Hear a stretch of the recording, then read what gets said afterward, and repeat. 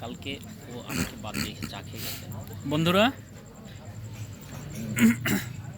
প্রতিশোধমূলক প্রতিশোধমূলক চা পান। কালকে এই যে ভদ্রলোক আমাকে বাদ দিয়ে কাকে কাকে নিয়ে এসে চা খেয়ে গেছে। আমি এটা দেখেছি ফেসবুকে। অতএব আজকে ওকে বাড়ি থেকে তুলে নিয়ে আসছি, ওই সেম জায়গায় সেম চা খাচ্ছি। খাচ্ছি। প্রতিশোধটা কেমন হলো? এটা বড় প্রতিশোধ।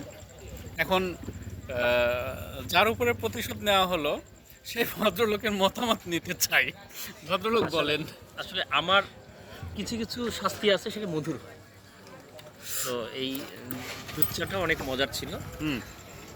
আর এই শাস্তিটা আজকে ও আমাকে আবার দিল, যখন আমি এই শাস্তিটা এনজয় করছি। আমার খুবই ভালো লাগছে। এ ধরনের শাস্তি আমি মাঝে মাঝেই পেতে চাই। দুধ চা খাই। শাস্তি দিয়ে কিন্তু মজা পেলাম না। শাস্তি শাস্তিতে যদি আঘাত না পাওয়া যায়, আঘাত না না পায় কেউ, তাহলে সে শাস্তির কি কোনো মজা আছে? কোনো মজা নেই। তার মানে আমি পুরোটাই ব্যর্থ।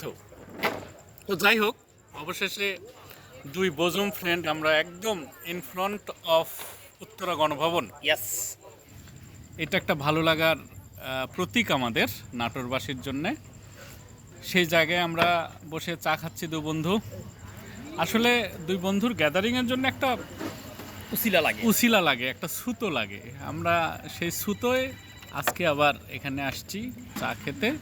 যাই হোক, সবাই ভালো থাকবেন। সবাইকে চায়ের দাওয়াত থাকলো উত্তরা গণভবনের সামনে, দীঘাপতিয়া। চা মোবারক।